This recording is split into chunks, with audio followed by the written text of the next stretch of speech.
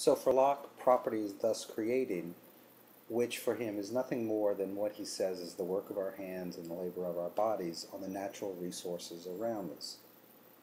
Humans create money in the state of nature also, which allows them to store their wealth at the same time it sets up a medium of exchange.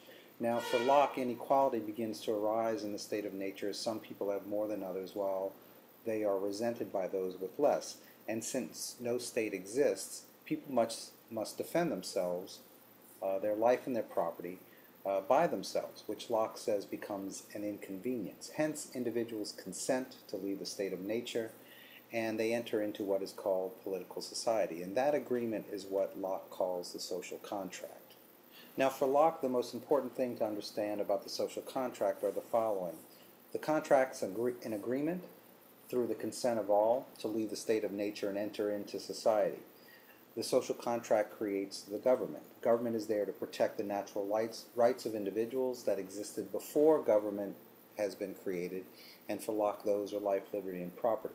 Humans give up nothing in political society except for the inconvenience of enforcing rights. Government now does this.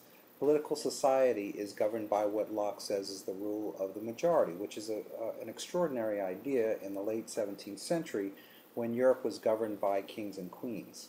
So for Locke, individuals did all of this because they were rational and they were self-interested, and the decision was not forced upon them, but was arrived at in a completely consensual way with other members of society. Now, the story of the origins of political liberalism, the economic, the religious, the scientific origins, the idea that there is universal equality, the idea that there are inalienable rights, the idea that there are natural rights before governments existed, and governments are there just to protect our rights rather than to grant them to us or to take them away from us. It's a beautiful idea.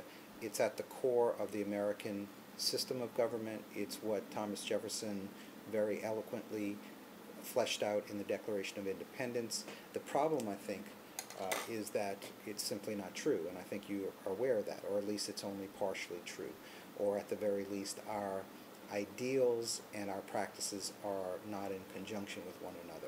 The problem in the American context is that while these rights were being fought for and these rights were being declared, we also had lifetime hereditary slavery for those of African descent.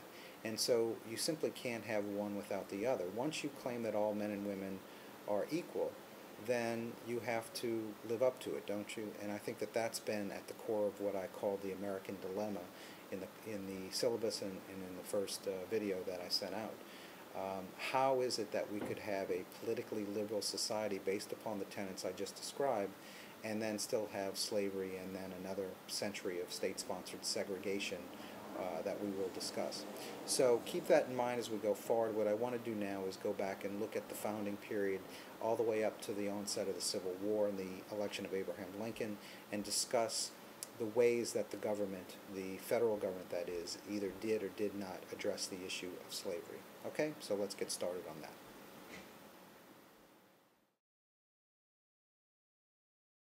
The first attempt by the federal government to regulate slavery comes in 1787, before the Constitution was actually drafted and ratified. It was called the Northwest Ordinance of 1787, and if you look at the map here, you see this grayish area around the Great Lakes in the Midwest, modern-day Ohio, Indiana, Illinois, etc. And what the Northwest Ordinance of 1787 stated was that any state that came into the Union from those territories would be free of slavery. It was the first attempt by our government to regulate slavery. The interesting thing that it didn't come into fruition because the Constitution overrode that just a few short months later. When the framers sat down in the summer of 1787 in Philadelphia, they were deeply perplexed by the issue of slavery.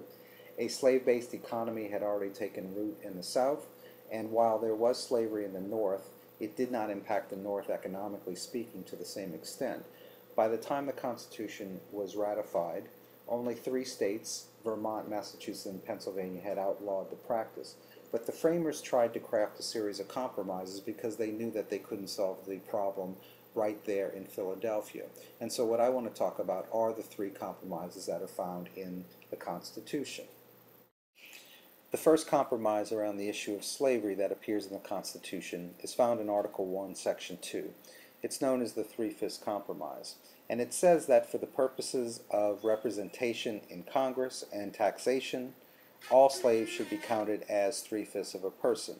Southerners at the Constitutional Convention would not go along with the Constitution unless slaves were counted in some way in the population, thus giving Southern states more power in Congress, and Northerners were not likely to allow slaves to be counted as one whole person. So essentially they struck a compromise, they split the difference, and they created this system whereby slaves would be counted as three-fifths of a person. This is very important in some states like South Carolina, where actually slaves made up over 50% of the population, thus giving South Carolina and other southern states more representation in Congress. Second compromise is known as the African slave trade, and it's found in Article 1, Section 9 of the Constitution. And the article says that the migration or importation of such persons as any of these states now existing shall think proper to admit shall not be prohibited by the Congress prior to the year 1808, but a tax or duty may be imposed on such importation not exceeding $10 for each person. What this means is that the slave trade between the western coast of Africa and the southern states would not be touched for a period of about 20 years. Congress couldn't make any law prohibiting it or expanding it. They just wouldn't talk about it for a period of 20 years. The final compromise is known as the Fugitive Slave Clause, and it's found in Article 4, Section 2 of the Constitution. What it says is that any slave escaping from a southern state to a free state has to be returned to its rightful owner.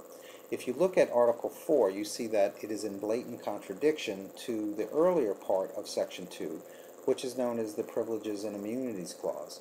And what that means is that any citizen which crosses a state boundary has all the privileges and immunities that are afforded to him or her from one state to the other. This is clearly not the case for an escaped slave, and this will form the backbone of the Dred Scott decision that we will actually be talking about later in the semester.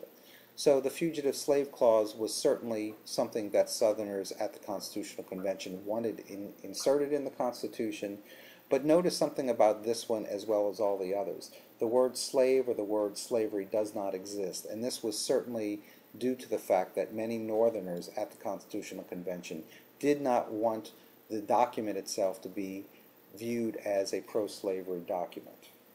Shortly after the Constitution was ratified, Congress passed the Fugitive Slave Act of 1793. The Fugitive Slave Act essentially drew upon the Fugitive Slave Clause in the Constitution by setting up federal marshals and setting up district courts that would review the return of fugitive slaves to their rightful owners in the South.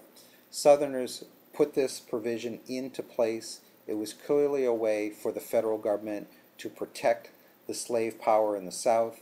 Northerners were certainly not happy about it, but what was clear early in the Republic was that the federal government would be in the business of actively trying to keep slaves on the plantations in the South and return them there if they ever escaped.